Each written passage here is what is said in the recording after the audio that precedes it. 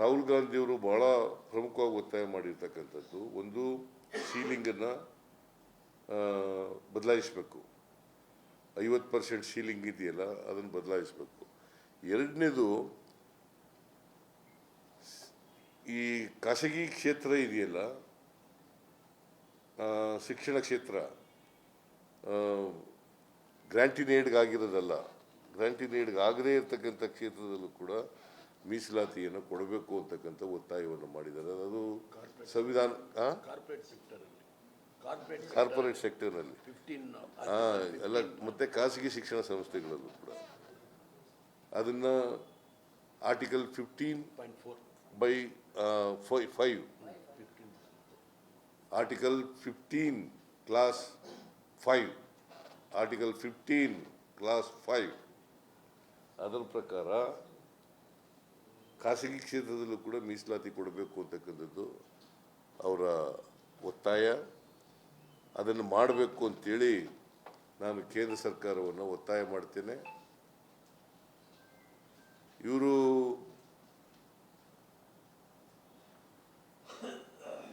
ಕೇವಲ ರಿಸರ್ವೇಷನ್ ಮಾಡ್ತೀವಿ ಅಂತೇಳಿ ಅಷ್ಟು ಹೇಳಿದ್ರೆ ಸಾಕು, ಅಷ್ಟು ತೀರ್ಮಾನ ಮಾಡಿದ್ರೆ ಸಾಕಾಗಲ್ಲ.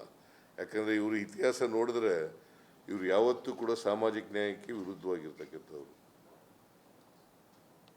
ಯಾವ್ಯಾವಾಗ ಇಂಥ ಮೀಸಲಾತಿ ಕೊಡುವಾಗ ಆಯೋಗಗಳಾಗಿದ್ದಾವೆ, ಆಯೋಗದ ವರದಿಗಳು ಬಂದಿದ್ದಾವೆ, ಎಲ್ಲ ವರದಿಗಳನ್ನು ಕೂಡ ವಿರೋಧ ಮಾಡಿದ್ದಾರೆ. ಮಂಡಲ್ ಕಮಿಷನ್ ವರದಿ ಇರ್ಬೋದು, ಹೈಯರ್ ಲರ್ನಿಂಗ್ ಇನ್ಸ್ಟಿಟ್ಯೂಷನಲ್ಲಿ ಮೀಸಲಾತಿ ಕೊಡ್ತಕ್ಕಂಥದ್ದು ಇರ್ಬೋದು, ಇಲ್ಲಿ ಅವನೂರು ಆಯೋಗ ಇರ್ಬೋದು, ಮತ್ತು ಆಮೇಲೆ ವೆಂಕಟಸ್ವಾಮಿ ಆಯೋಗ ವರದಿ ಇರ್ಬೋದು, ಆಮೇಲೆ ಚಿನ್ನಪ್ಪರೆಡ್ಡಿ ವರದಿ ಆಯೋಗ ಇರ್ಬೋದು, ಎಲ್ಲ ಆಯೋಗಗಳ ವರದಿಗಳನ್ನು ಕೂಡ ವಿರೋಧ ಮಾಡಿದ್ದಾರೆ. ಆಮೇಲೆ 73, 74ನೇ ತಿದ್ದುಪಡಿಗಳನ್ನು ಕೂಡ ವಿರೋಧ ಮಾಡಿದವರು ಇವರೇನೆ.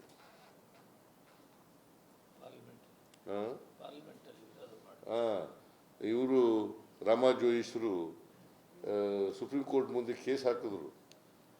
ಇದು ಅನ್ಕಾನ್ಸ್ಟಿಟ್ಯೂಷನಲ್ ಆಗಿ ರಿಸರ್ವೇಷನ್ ಕೊಟ್ಟಿದ್ದಾರೆ, ಮಹಿಳೆಯರಿಗೆ 33% ಕೊಟ್ಟಿರ್ತಕ್ಕಂಥದ್ದು, ಹಿಂದುಳಿದವರಿಗೆ ಮೀಸಲಾತಿ ಕೊಟ್ಟಿರ್ತಕ್ಕಂಥದ್ದು, ನಗರ ಪಾಲಿಕೆ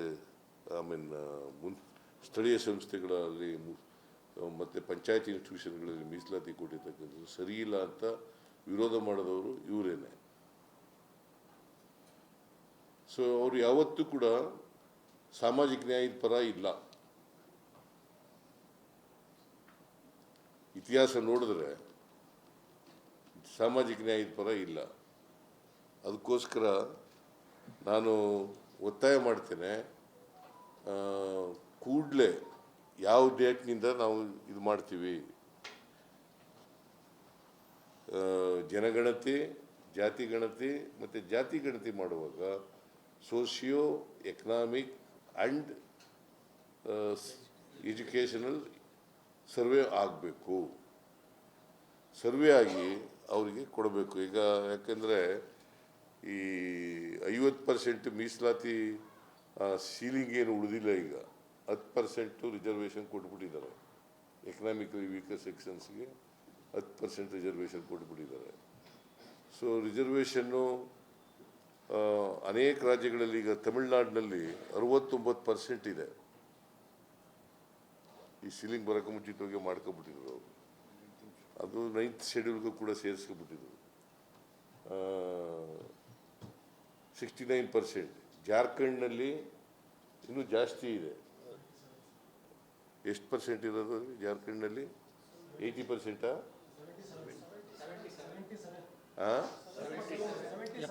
77% ಇದೆ. ಅಂದರೆ ಅನೇಕ ರಾಜ್ಯಗಳಲ್ಲಿ ಈಗಾಗಲೇ 50% ಮೀರಿ ಹೊಟ್ಟೋಗಿದ್ದಾರೆ. ಕೇಂದ್ರ ಸರ್ಕಾರನೂ ಕೂಡ 10% ರಿಸರ್ವೇಷನ್ ಕೊಟ್ಬಿಟ್ಟಿದೆ.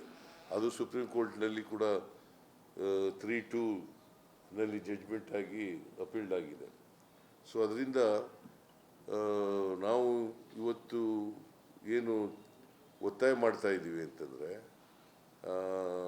ಅವರ ಜನಸಂಖ್ಯೆಗೆ ಅನುಗುಣವಾಗಿ, ಅವರ ಬಡತನ, ಸಾಮಾಜಿಕ ಪರಿಸ್ಥಿತಿ, ಯಾಕಂತಂದರೆ ಆರ್ಟಿಕಲ್ 14, ಆರ್ಟಿಕಲ್ 15, ಆರ್ಟಿಕಲ್ 16 ಹೇಳ್ತದೆ. ಏನಂತ ಹೇಳ್ತದೆ ಅಂತಂದರೆ ಆರ್ಥಿಕವಾಗಿ ಹೇಳಿಲ್ಲ, ಸಾಮಾಜಿಕವಾಗಿ ಶೈಕ್ಷಣಿಕವಾಗಿ ಅನ್ನೋ ಪದಗಳು ಉಪಯೋಗಿಸಿದ್ದಾರೆ. ಸಾಮಾಜಿಕವಾಗಿ ಶೈಕ್ಷಣಿಕವಾಗಿ, socially, educationally, those who are backward, they are entitled for the reservation. Socially, educationally, those who are backward, they are entitled for reservation. That is what Article 15, Article 14, Article 16 says. ಅದರಿಂದ ಸಾಮಾಜಿಕ ಪರಿಸ್ಥಿತಿ, ಶೈಕ್ಷಣಿಕ ಪರಿಸ್ಥಿತಿ ಅದನ್ನು ಗಮನದಲ್ಲಿ ಇಟ್ಟುಕೊಂಡು, ಬಿಕಾಸ್ ಕೇಂದ್ರ ಸರ್ಕಾರ ಮಾಡಿರ್ತಕ್ಕಂಥದ್ದು ಎಂಥದ್ದು ಎಕನಾಮಿಕಲಿ ವೀಕರ್ ಸೆಕ್ಷನ್ಸ್ಗೆ ರಿಸರ್ವೇಷನ್ ಕೊಟ್ಟಿದ್ದಾರಲ್ಲ, ಅದನ್ನು ಎಕನಾಮಿಕಲಿ ವೀಕರ್ ಸೆಕ್ಷನ್ಸ್ ಅಂತ ಹೇಳೋದು. ಆರ್ಥಿಕ ಅನ್ನೋ ಪದ ಇಲ್ಲಿಯವರು ಕೂಡ ಅವ್ರು ಕೊಟ್ಟಿದ್ದಾರೆ.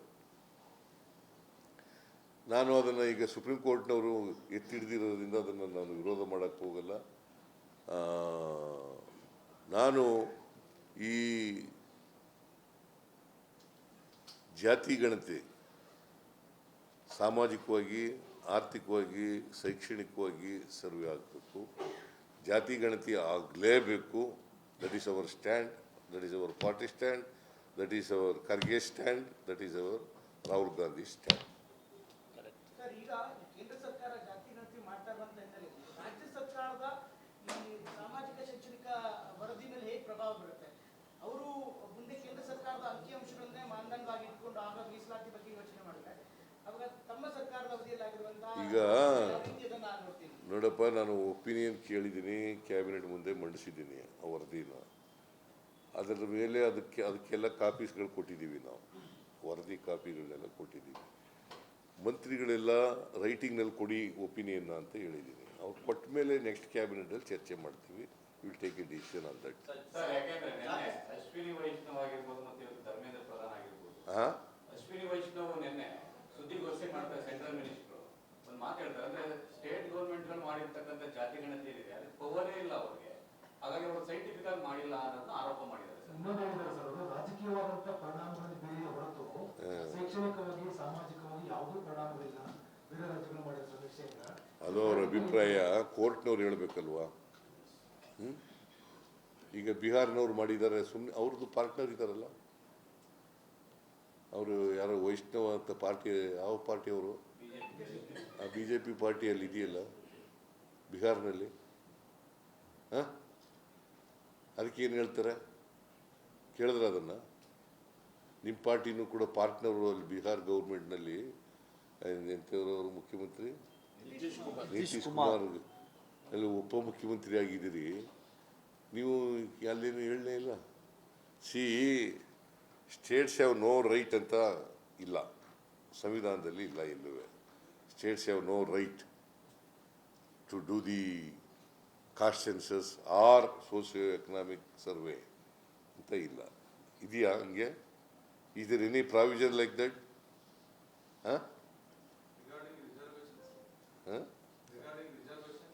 ರಿಗಾರ್ಡಿಂಗ್ ರಿಸರ್ವೇಷನ್ ಅದೇಪ್ಪ. ನಾವು ಮಾಡಬೇಕಾದ್ರೆ ಈಗ ನಾವೇನು ಒತ್ತಾಯ ಮಾಡಿದ್ದೀವಿ, ನಾವು ಇಲ್ಲಿ ರಾಜ್ಯ ಸರ್ಕಾರದಲ್ಲಿ ಸೋಷಿಯೋ ಎಕನಾಮಿಕ್ ಸರ್ವೆ ಮಾಡಿರ್ತಕ್ಕಂಥದ್ದು 51% ರಿಸರ್ವೇಷನ್ ಇದೆ ಒಟ್ಟು ದಲಿತರು ಸೇರಿ. ಅಲ್ಲ, ಜಾಸ್ತಿ ಇದೆ. ಈಗ ನಾವು ದಲಿತರಿಗೆ 24.1% ಮಾಡಿದ್ಮೇಲೆ ಅದನ್ನು ಸೇರಿಸ್ಕೊಂಡ್ಮೇಲೆ ಈಗ ಜಾಸ್ತಿ ಆಗಿದೆ. ಅದು ಜಾಸ್ತಿ ಆಗಿದೆ. ನಾವೇನು ಅಂತ ಹಿಂದೆ ಇವರು 50% ಮಾಡಿದ್ರಲ್ಲ ಸೀಲಿಂಗು, ಅದನ್ನು ಜಾಸ್ತಿ ಮಾಡಬೇಕು ಅಂತ ನಮ್ಮದು ಇದೆ. ಈಗ ನೋಡೋಣ ನಮ್ಮ ವರದಿನಲ್ಲಿ. ಸರ್, ಈಗ ಅವರು ಮಾಡ್ತಿರುವಂಥದ್ದು ಜಾತಿ ಜನಗಣತಿ, ನೀವು ತಂದಿರುವಂಥದ್ದು ಸಾಮಾಜಿಕ, ಶೈಕ್ಷಣಿಕ, ಅದನ್ನೇ ಮಾಡಬೇಕು ಅಂತ ನಾವು ಒತ್ತಾಯ ಮಾಡೋದು. ಸಾಮಾಜಿಕ, ಆರ್ಥಿಕ, ಶೈಕ್ಷಣಿಕ ಸಮೀಕ್ಷೆ. ನೀವು ಜಾತಿ ವಿಷಯಕ್ಕೆ ಬರ್ತೇನೆ ನೀವು. ನೋಡಪ್ಪ, ಜಾತಿ ಅನ್ನೋದನ್ನ ಕನ್ಸಲ್ಟೇಟ್ ಆಗಿರೋದು ಜಾತಿ ವಿಷಯನೇ ಹೊರತು ಅವ್ರ ಆರ್ಥಿಕ ಸಾಮಾಜಿಕ ವಿಷಯ ಆಚೆ ಬರ್ತಾನೆ ಇಲ್ಲ. ಬರೀ ಜಾತಿ ವಿಷಯ ರಿಸರ್ವೇಶನ್ ಎಷ್ಟು ಪರ್ಸೆಂಟ್. ಕಾಸ್ಟ್ ಸೆನ್ಸಸ್ ಅಂದ್ರೆ ಏನು? ಕಾಸ್ಟ್ ಸೆನ್ಸಸ್ ಅಂದ್ರೆ ಏನು? ನೀವು ಕಾಸ್ಟ್ ಸೆನ್ಸಸ್ ಮಾಡಿದ್ರಿ ಸರ್? ಅವ್ರೇನ್ ಮಾಡಿರೋದು? ಅಲ್ಲ, ಅವ್ರು ಮಾಡ್ತಾ ಇದ್ದಾರೆ. ಅವ್ರು ಮಾಡ್ತಾ ಇದ್ದಾರೆ. ನಾವು socio economic and educational survey. ವ್ಯತ್ಯಾಸ ಅಲ್ವಾ ಸರ್ ಅದು? ನೋ, ಜಾತಿ ಗಣತಿ ಅಂದ್ರೆ ಸೋಷಿಯೋ ಎಕನಾಮಿಕ್ ಸರ್ವೆ ಪ್ಲಸ್ ಜಾತಿ ಗಣತಿ. ಅಂದ್ರೆ ನೀವು ಮಾಡೋದು ಅದೇ ಸರ್, ಜಾತಿ ಗಣತಿನೇ ನೀವು ಮಾಡಿರೋದು? ಹೌದಪ್ಪ, ನಾವು ಮಾಡಿರೋದು ಅದೇನೆ. ಅದನ್ನ ಕೇಂದ್ರದಲ್ಲಿ ಮಾಡಬೇಕು ಅಂತ ಒತ್ತಾಯ ಮಾಡ್ತಾ ಇದ್ದೋ. ಸರ್, ಈಗ ರಾಜ್ಯದ ಜಾತಿ ಗಣತಿಗೆ ಮಹತ್ವ ಕಡಿಮೆ ಆಗುತ್ತಾ ಅಥವಾ ನಗಣ್ಯ ಆಗುವಂತ ಒಂದು ಆತಂಕ ಇದೆಯಾ? ಯಾಕಂದ್ರೆ ಮುಂದಿನ ದಿನಗಳಲ್ಲಿ ಕೇಂದ್ರ ಸರ್ಕಾರ ಮಾಡಿದಾಗ ಇನ್ನೂ ಮಾಡಿಲ್ವಲ್ರಿ, ಈಗಾಗಲೇ ನಾವು ಮಾಡ್ಬಿಟ್ಟಿದೀವಿ. ಅದೇ ಪ್ರಶ್ನೆ ಇರುವಂತದ್ದು, ಅಂತಿಮವಾಗಿ ರಿಸರ್ವೇಶನ್ ಕೊಡಬೇಕಾಗುತ್ತೆ ಕೇಂದ್ರ ಸರ್ಕಾರ ಕೊಡಬೇಕಾಗುತ್ತೆ. ಹಾ, ರಿಸರ್ವೇಶನ್ ಮೀಸಲಾತಿ ಹೌದಪ್ಪ, 50%ಗಿಂತ ಹೆಚ್ಚು ಮಾಡಬೇಕಾದ್ರೆ ಕೇಂದ್ರ ಸರ್ಕಾರನೇ ಕೊಡಬೇಕು. ಆವಾಗ ನಿಮ್ಮ ವರದಿಯನ್ನು ಕನ್ಸಿಡರ್ ಮಾಡದೆ ಕೇಂದ್ರದ ವರದಿಯನ್ನು ಕನ್ಸಿಡರ್ ನಾವು ರಾಜ್ಯ ಸರ್ಕಾರ ಒಪ್ಪಿಕೊಂಡು ಶಿಫಾರಸು ಮಾಡ್ತೀವಿ. ನಾವು ಏನು ಶಿಫಾರಸು ಮಾಡ್ತೀವಿ ಕೇಂದ್ರ ಸರ್ಕಾರಕ್ಕೆ ಶಿಫಾರಸು ಮಾಡೋದು ನಾವು. ಸರ್, ನಿಮ್ಮ ಅಂಕಿಅಂಶಗಳು ಅವ್ರ ಅಂಕಿಅಂಶಗಳು ಕರೆಕ್ಟ್ ಆಗಿದ್ದರೆ, ನೀವು ಕೊಟ್ಟ ಅಂಕಿಅಂಶಗಳು ಅವ್ರ ಅಂಕಿಅಂಶಗಳು ನೀವು ಈಕ್ವಲ್ ಆಗಿದ್ರೆ ಮಾತ್ರ ನಿಮ್ಮ ವರದಿಗೆ ಒಂದು ಸ್ಯಾಂಟಿಟಿ ಸಿಗುತ್ತೆ, ಕರೆಕ್ಟ್ ಇರುತ್ತೆ ಅಂತ ಆಗುತ್ತದೆ. ಒಂದು ವೇಳೆ ವ್ಯತ್ಯಾಸ ಆದ್ರೆ ಆಟೋಮೆಟಿಕಲಿ ಈಗ ಆಲ್ರೆಡಿ ಅಬ್ಜೆಕ್ಷನ್ ತೆಗೆದಂತ ಲಿಂಗಾಯತರು ಒಕ್ಕಲಿಗರು ಇತರ ಸಮುದಾಯದ ನಮ್ಗೆ ವ್ಯತ್ಯಾಸ ಇರುತ್ತೆ. ನಾನು ಆ ಜಾತಿ ಈ ಜಾತಿ ಅಂತ ಹೇಳಕ್ ಹೋಗಲ್ಲ. ಲಿಂಗಾಯತರು ಒಕ್ಕಲಿಗರು ಅಂತ ಹೇಳಕ್ ಹೋಗಲ್ಲ, ಬ್ರಾಹ್ಮಣರು ಅಂತ ಹೇಳಕ್ ಹೋಗಲ್ಲ, ಅಥವಾ ಜೈನರು ಅಂತ ಹೇಳಕ್ ಹೋಗಲ್ಲ, ಅಥವಾ ಯಾರವರು ವೈಶ್ಯರು ಅಂತ ಹೇಳಕ್ ಹೋಗಲ್ಲ. ಗೊತ್ತಾಯ್ತಾ? ಇದು ಸರ್ವೆ ಮಾಡಿದ್ದೀವಿ. ಗೊತ್ತಾಯ್ತಾ? ಅವತ್ತು ಇದ್ದಂಥದ್ದು 6,30,00,000 ಜನ, 5,98,00,000 ಜನ ಸರ್ವೆ ಮಾಡಿದ್ದೀವಿ. 5,98,00,000 ಜನ ಸರ್ವೆ ಮಾಡಿದ್ದೀವಿ. ಇನ್ನು 37 ಲಕ್ಷ ಜನ ಬಿಟ್ಟೋಗಿದ್ದಾರೆ. ಯಾಕಂತಂದರೆ ಯಾವುದೇ ಸರ್ವೆ ಮಾಡಿದ್ರು ಕೂಡ ಈಗ 95% ಅಷ್ಟು ಸರ್ವೆ ಆಗಿದೆ, 95% ಸರ್ವೆ ಆಗಿದೆ. 100% ಸರ್ವೆ ಮಾಡೋಕ್ಕೆ ಸಾಧ್ಯನೇ ಇಲ್ಲ.